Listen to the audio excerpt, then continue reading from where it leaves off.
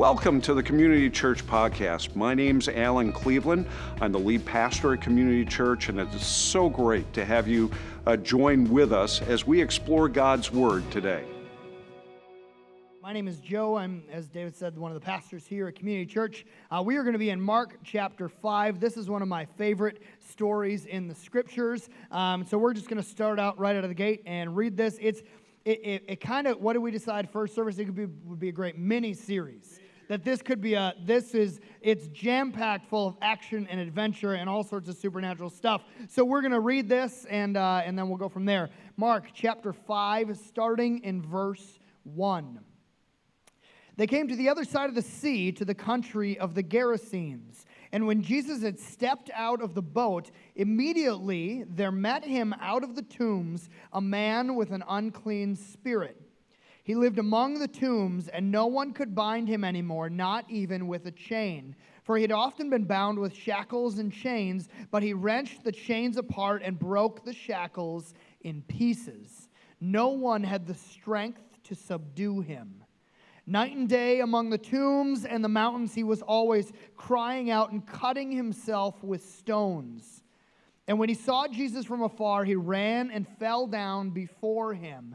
And crying out with a loud voice, he said, "What have you to do with me, Jesus, Son of the Most High God? I adjure you by God, do not torment me." For he was saying to him, "Come out of that man, you unclean spirit." And Jesus asked him, "What is your name?" He replied, "My name is Legion, for we are many." And he begged him earnestly not to send them out of the country. Now a great herd of pigs was feeding there on the hillside. And they begged him, saying, "Send us to the pigs, let us enter them." And so he gave them permission. And the unclean spirits came out and entered the pigs, and the herd, numbering about 2,000, rushed down the steep bank into the sea and drowned in the sea. The herdsmen fled and told it in the city and in the country, and people came to see what it was that had happened, and they came to Jesus and saw the demon-possessed man, the one who had the legion, sitting there clothed and in his right mind, and they were afraid. And those who had seen it described to them what had happened to the demon-possessed man and to the pigs, and they began to beg Jesus to depart from their region. As he was getting into the boat, the man who had been possessed with demons begged him that he might be with him. And he did not permit him, but said to him, "Go home to your friends and tell them how much the Lord has done for you and how he has had mercy on you." And he went away and began to proclaim in the Decapolis how much Jesus had done for him, and everyone marveled. Once again, good morning. This is the story that we are going to park on. We are in this series called Open Doors. The big idea of this series is that we, as we follow Jesus, we are to walk through the doors that he opens for us. And as we walk through those doors, we find ourselves at our greatest possible future. In that place, as we walk through those open doors, we find satisfaction and fulfillment. We find joy and peace. That's where we find what the Scriptures call life abundant. So we know that we are to walk through these open doors that God creates for us. And the million-dollar question is, what do these doors look like? How exactly do I know if this is an open door or not? Because I hear stories about missionaries who go to other parts of the world and reach people that have never heard the good news of Jesus before. I follow people on social media that move across the country and work with a nonprofit helping underprivileged kids. They obviously have seen and have walked through those doors, but I haven't found mine yet. At least not like that. I keep waiting for God to guide me into my big adventure, and it doesn't seem to be coming. What is the deal? Well, as we look at this passage in Mark chapter 5, I think we start to answer some of these questions. But before we get to that, a bit of background on where we are in the book of Mark. Now, Mark is writing this book, and his whole MO is to tell you the story and to tell us the story of Jesus from the beginning of his ministry to his death, burial, and resurrection. At this part of Mark's gospel, Jesus has started his ministry, and he has gained quite a following. He's been teaching large groups of peoples near the Sea of Galilee, and now Jesus and his disciples are crossing over to the other side of the sea. Now, if you haven't been to Israel, and I haven't been to Israel, sometimes we can read like, oh, the Sea of Galilee, yeah, I have no idea what that really is. And so I have a map for us because this is a bit helpful. So this is the Mediterranean Sea is on the left here. This is modern-day Israel and Palestine. Galilee right in the middle there on the west and northwest portion of the Sea of Galilee is where Jesus spends a good amount of time teaching people miracles, those sorts of things. And then you'll see in the southeast, that's the Decapolis region, and that's where Jesus is in Mark chapter 5. That is, they call it the Decapolis because there are 10 major cities in that region. And just for a frame of reference, the Sea of Galilee is about 3/4 of the size of Lake Winnebago. So it kind of gives you just a general understanding of the size of the space that we are working with here. And so they're leaving the northwest side of the Sea of Galilee, Jesus and his disciples, because the crowd has continually pressed him closer and closer to the water. So they get into their boat and they're heading across to the southeast corner. And as they're in Mark chapter 4, the story right before this, as they're crossing the sea, this giant storm comes up. And the disciples are freaking out, and they're like, we are going to die. And so but they don't know where Jesus is. Where is he? And so they find him below deck, sleeping on a cushion. Specifically says that he is sleeping on a cushion. And they wake him up and they say, how can you possibly be sleeping right now? The boat is literally going to fall apart and we're all going to die. And so he gets up on the deck after they wake him up, and he comes and he speaks to the storm, and it ceases and the sea calms. And they end this story, this section, with the question, who is this that even the wind and the sea obey him? And so in this section of the book of Mark, he's kind of giving us these 3 different slides. He's highlighting these 3 different stories. This first one, where he calms the sea, Mark's point is that Jesus is the Lord and sovereign over the natural world. He says, "Be still," and it is still. In these verses in chapter 5 that we read, Mark is portraying Jesus and showing that he is Lord and sovereign over the spiritual world. And then the next portion, if you keep reading, Jesus interacts with this woman who has been bleeding for 12 years.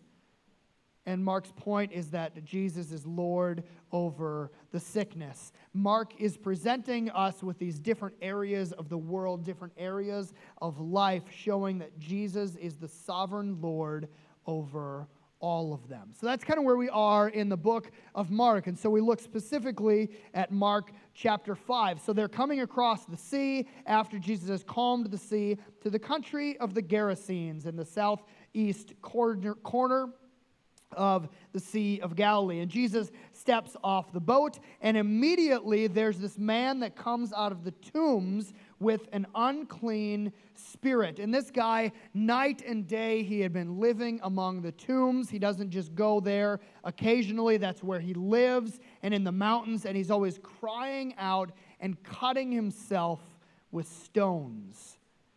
So as we start looking at this passage, one of the obvious things that we need to touch on is this whole idea of the unclean spirit or the demon, that depending on your translation.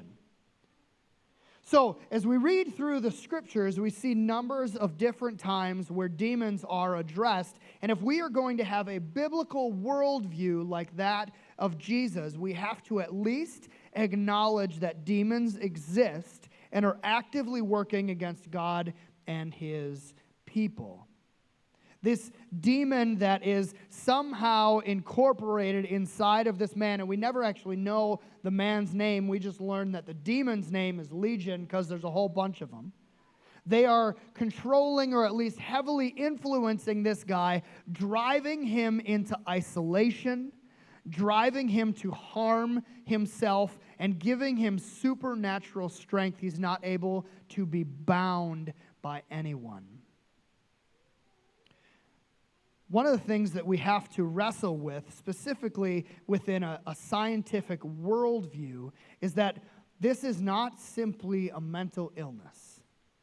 You'll hear a lot of people that will say things like, this guy's obviously schizophrenic, and he has a lot of the things that go along with that, but it specifically says that he has an unclean spirit, and Jesus interacts with this unclean spirit, this demon. And man, that's a hard pill for us to swallow as 21st century Americans.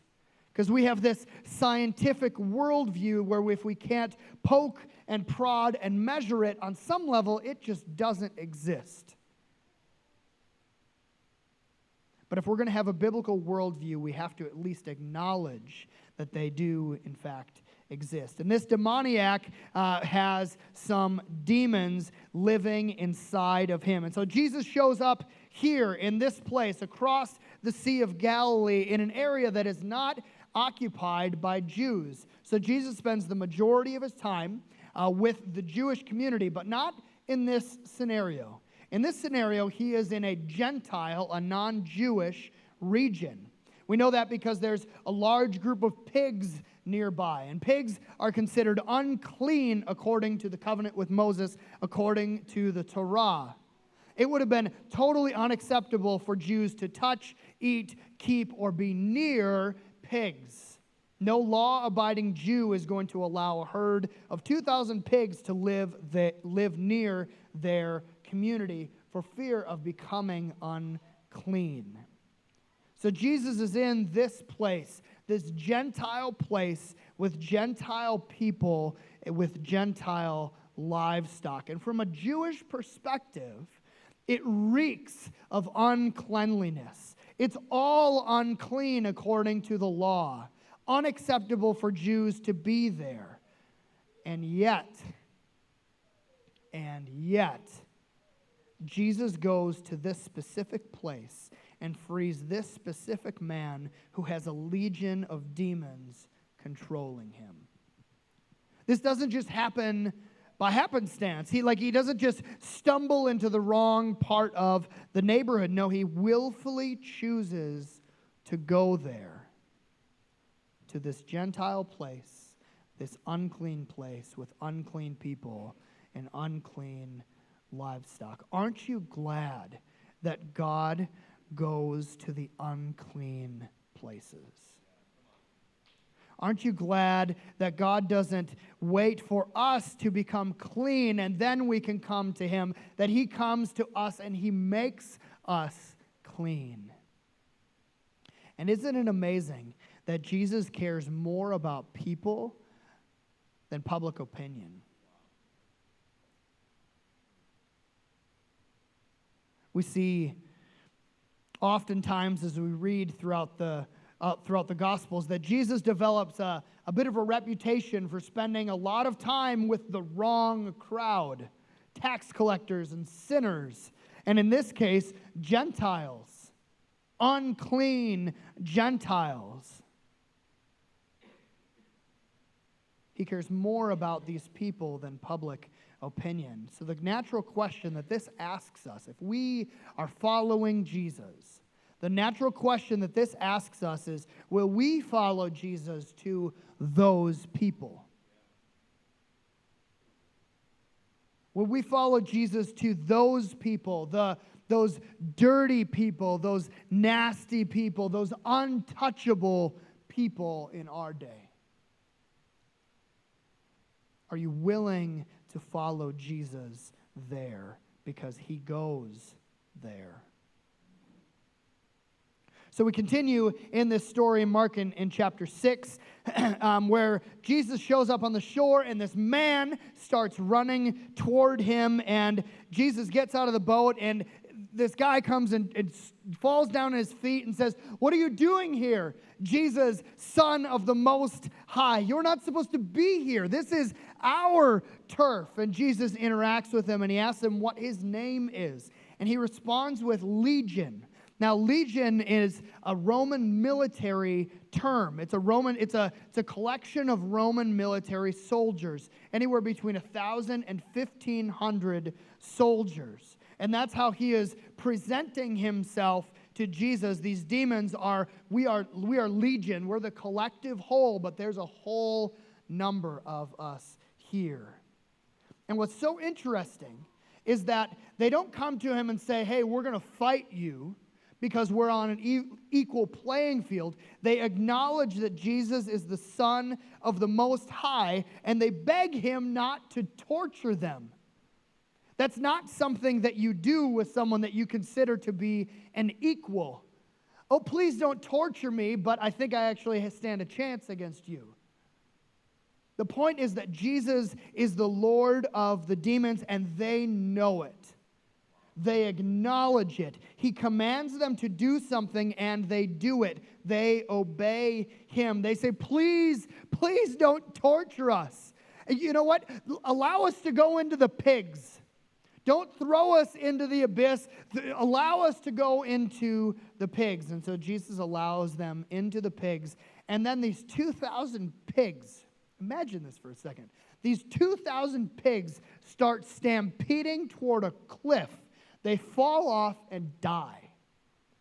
This is like the Lion King stampede scene, like with pigs.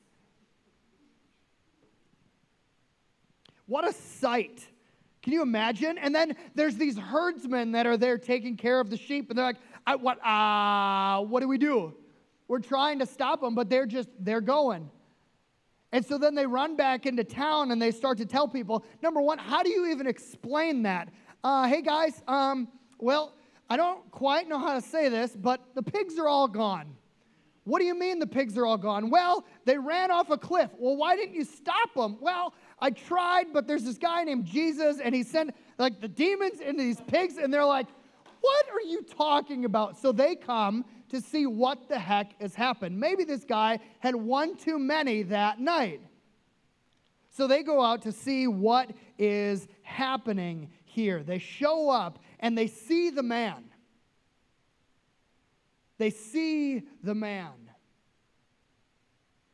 clothed in his right mind, sitting there with Jesus.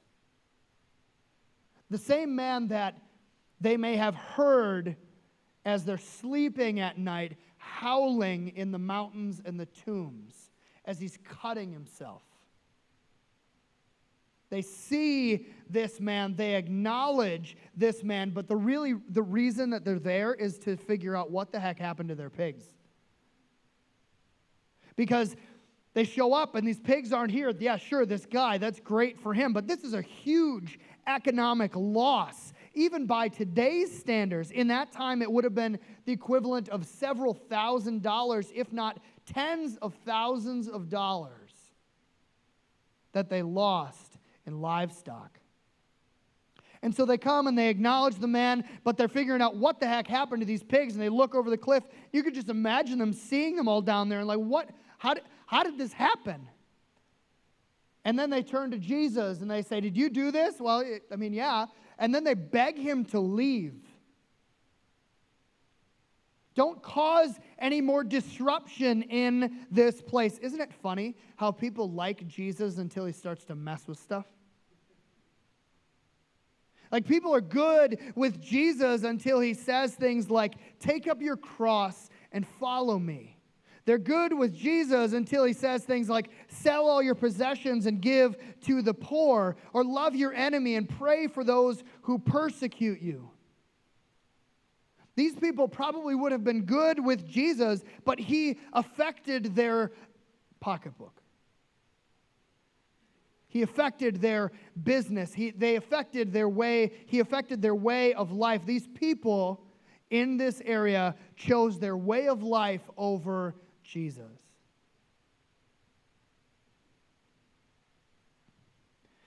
Here's the deal. If you follow Jesus, the reality is he's going to wreck your life. He is. He's going to wreck your life, and then he's going to give you a life of peace that you never thought possible.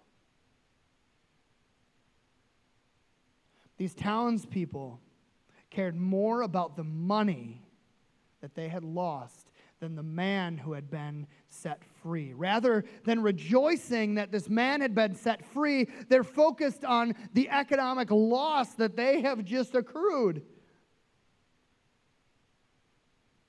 But Jesus cares more about the man than the money.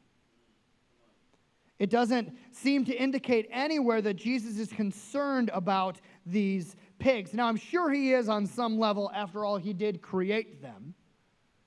But in comparison to a human life, Jesus seems to be saying that he will take a human life over 2,000 pigs any day. So they beg Jesus to leave, and he says, okay, I'll go. And so as he's getting into the boat, this man who had been possessed with demons is begging him that he might be with him. Please, Jesus, let me go with you. And he turns to him and says, go home. Go home to your friends and tell them how much the Lord has done for you and how he has had mercy on you. Imagine, if you can, being in that guy's shoes. He had just been set free by Jesus. We don't know how long he had been afflicted by this unclean spirit, but we can assume that it was for a while. People had tried to bind him with chains, and he would just break out of them. Whether or not they're trying to simply contain him or they're trying to protect other people that he was going to affect negatively, we don't know, but they're trying to bind him, and he just breaks out of them. He spends time running around in tombs naked, cutting himself, screaming.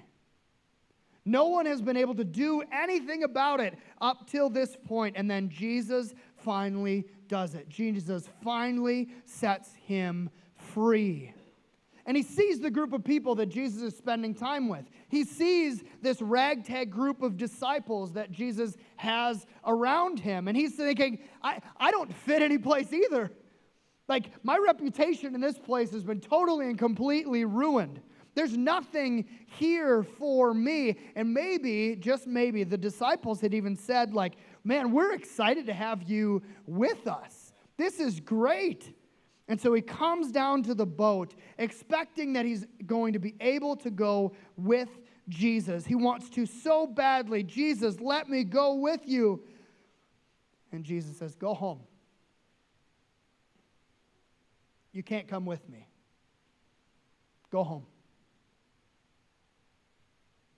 Not just go home, I have no use for you, but go home and tell what God has done for you. At this moment, you can almost imagine some of the disciples saying, Jesus, are you sure that that's the best idea? I mean, this guy has an incredible story. I mean, think about this could be a great PR move. Jesus, like think about this. Okay, so we come into town and the lights start to shine down and the haze is there and there's a single beam of light, and this man steps in and starts to tell his story about how he was living in the tombs and cutting himself, shows people the scars that he has, and then just as he's about to say that you have set him free, Jesus, you step into the light and the crowd is primed for your message. This is a great idea. But Jesus says, no, go home. Go home and tell your friends how much the Lord has done for you. And this is really fascinating. He leaves. He went away and began to proclaim in the Decapolis how much Jesus had done for him.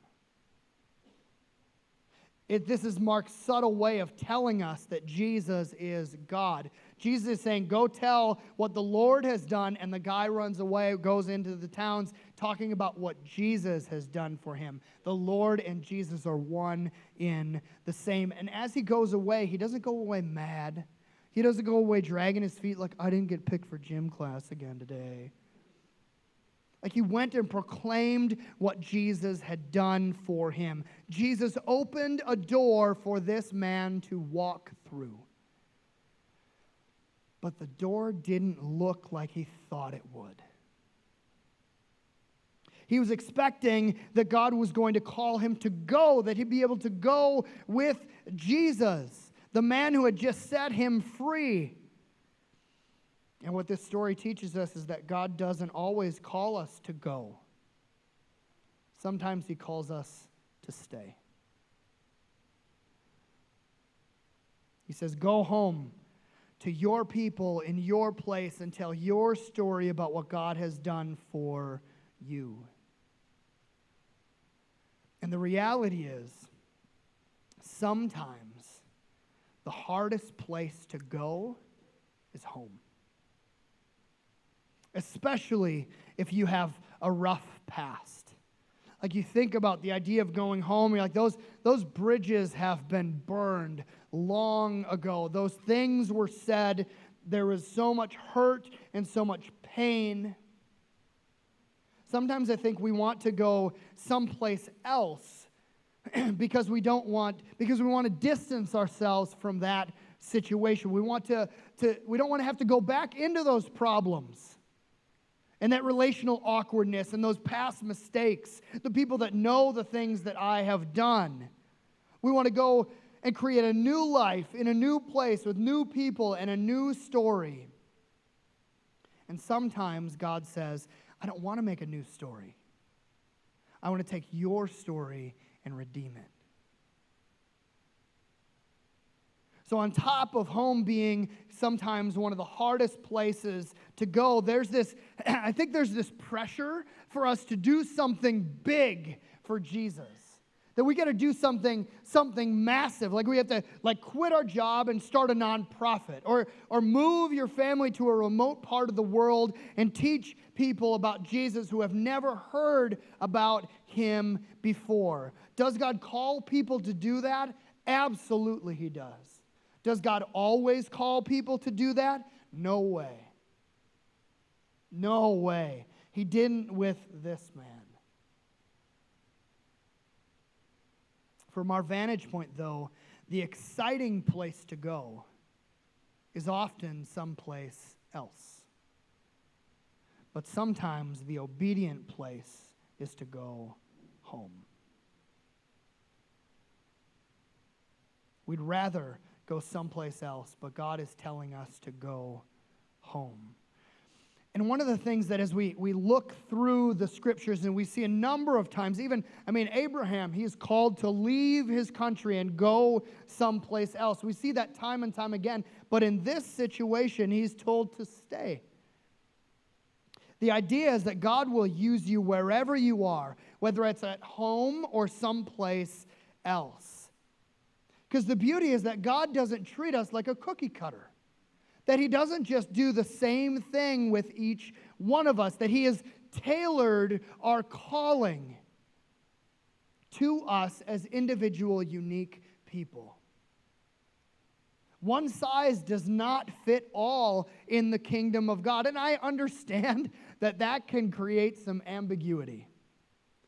You're sitting and saying, okay, so I'm supposed to walk through these open doors, and maybe it's that I'm supposed to go, but maybe it's I'm supposed to stay. Maybe I'm supposed to stay for now, and then I'm going to go. Maybe I'm supposed to go, and then I'm supposed to stay. Like, it's just not helpful on some level. Like, Pastor Joe, just tell me what I'm supposed to do. The reality is that I can't do that. Because God has a specific plan for you that he has tailored for you. But here's what we do know. What we do know is that you are here right now in this place, in this time. What doors has God opened for you here? How can you do what pleases God here? How can you be faithful to God here? How can you be obedient to God here and now? Jesus says in Luke 16, one who is faithful in a very little is also faithful in much, and one who is dishonest in very little is also dishonest in much. And I don't think that it would be too much of a stretch to say the one who is faithful today will be faithful tomorrow, and the one who is unfaithful today will be unfaithful tomorrow. So the question on the table for you is, will you be faithful?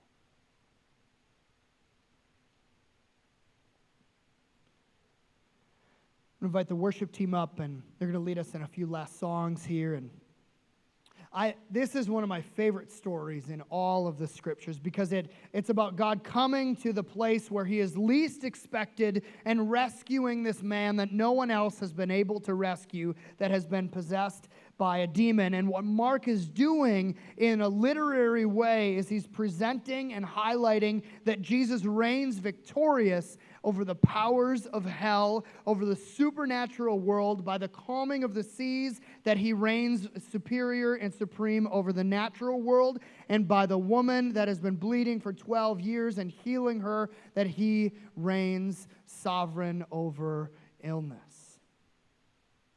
This is our God, who calls us to walk through the open doors. Not the perfect people, though. It's the people who are naked and cut up and shamed and ruined. People like you and people like me. So will you walk through the open doors? And if you're following Jesus, your knee-jerk reaction to that question might be, yeah, absolutely. But what if it's not exciting? What if you're disappointed like this man? Will you still walk through them then? Because you never know how God will use you. So one of the most beautiful things about this passage is that a few chapters later, Jesus is in this area again. It doesn't say anything about this man, but a bunch of people in that place come to faith and trust in Jesus. And I think it's implied, it's not too much of a stretch to say that he was a significant part of that because he went home. You don't have to go someplace else for God to use you. He might call you to go far away, but he might call you to just go home. Hey, thank you for watching. We trust that you were blessed by what you saw and experienced with God's Word today. If you have a concern, a prayer request, or if you would like to participate financially in the ministry of Community Church, you can find that information on the church website. God bless you. Have a great week, and shalom.